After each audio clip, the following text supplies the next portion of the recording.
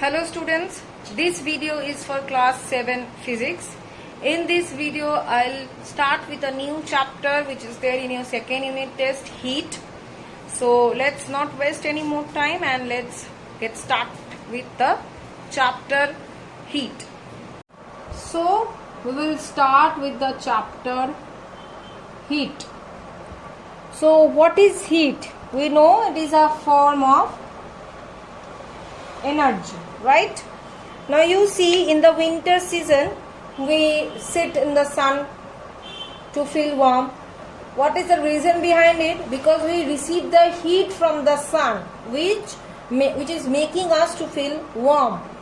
Okay, so we can say now the heat coming from whom? Coming from the sun. The heat which is coming from the sun is making us to feel warm. Now we can say that this is a form of energy which we can feel but we cannot see.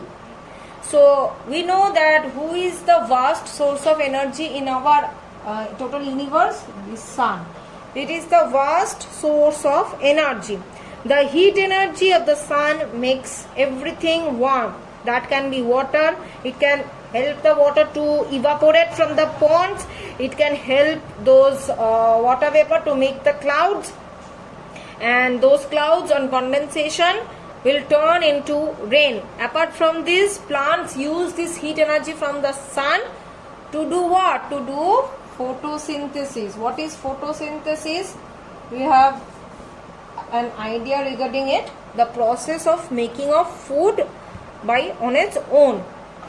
Apart from this, rubbing of our palms make our hands or palm very heated. Okay, similarly on burning coal or cooking gas, heat is produced. Apart from this, chemical energy changes into heat energy, that is coal and wood or the fuel. When it is burned, it is changed to heat energy. Next, think about a bulb which is having a filament. When the electricity is passing through it, the filament is getting heated up and thus it is glowing. So here also the conversion of energy we can see. Suppose when we touch any hot object, we feel warm, but when we touch an ice cube, we feel what? We feel cold. Okay, so we can see that heat energy actually flows from hot object to the cold object. So what we can say as a definition of heat, it is obviously it is a form of energy. It is a form of energy which flows from hot body to a cold body. That means this energy flows from hot to cold body when they are in contact, when they are kept in contact with each other. At that time only the heat energy will flow from one body to another body. Clear? So in class 6 we have read that degree of hotness or coldness of a body is a measure of a quantity called temperature. So heat is a form of energy, while temperature, if I go on this term, temperature, this is what? This is the measurement of hotness and coldness of a body. That means how much hot a body is or how much cold a body is. This measurement is termed as temperature.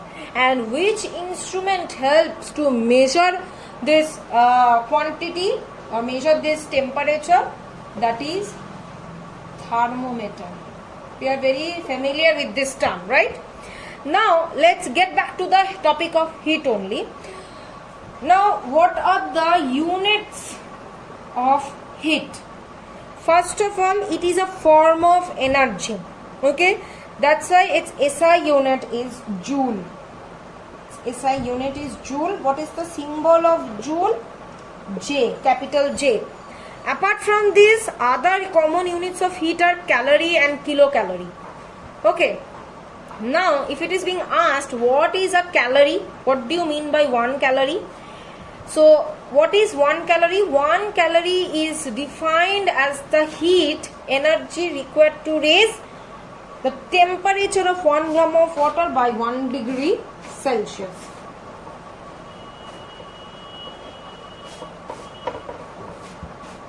So 1 calorie is what? It is the amount of temperature. It is the heat energy. Okay, it is the heat energy which is required to raise the temperature of 1 gram of water. 1 gram of water by 1 degree Celsius. That means 1 calorie is the amount of heat which is required to raise the temperature by how much? By 1 degree Celsius. Of how much amount of water? Of 1 gram amount of water. Clear? So this is defined as the calorie. Now the similar, or you can say the relationship between 1 kilocalorie and calorie. Now similarly it is 1 calorie for 1 gram of water. Now 1 kilocalorie means the amount of heat energy required to increase the temperature of 1 kg water. 1 kg of water, and how much temperature we will increase? By 1 degree Celsius. Clear? So this is the definition of kilocalorie and calorie. Now what we can say apart from this, what is the relationship between calorie and kilocalorie?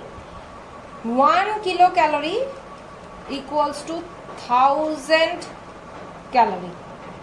This is the relationship between kilocalorie and calorie. And another thing, that what is the relationship between joule and calorie, that we will see. Joule and calorie, we know 1 calorie is equal to 4.2 joule, near about. So 1 joule equals to how much? Obviously 1 joule, if I'll write over here, so 1 calorie by 4.2, so it is giving us 1 joule is equal to 0.24 calorie. So this is the relationship between joule and calorie. Now next we will move on to the temperature. Temperature, I have already told you, it is the quantity which we can measure. And what is the quantity of it? And it is regarding what? It is regarding that it is the quantity which tells us the degree of hotness and coldness of a body. When a body is heated, temperature will obviously rise, and when a body is being cooled down, then obviously the temperature of it will be falling. Okay, so this was about temperature. Next we will go for units of temperature.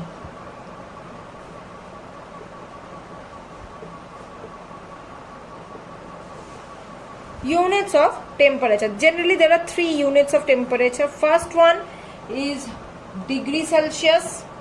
I am writing here full only. Here it is written as degree Celsius. In the bracket I have written. Another one is degree Fahrenheit.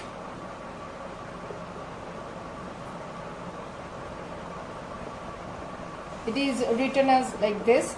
But the SI unit of temperature is Kelvin. So it is not written as degree, it is only written as Kelvin. It is the SI unit of temperature. Clear? So this was the unit of temperature. Till this much I am keeping the video. In the next video I will continue with the chapter. Thank you.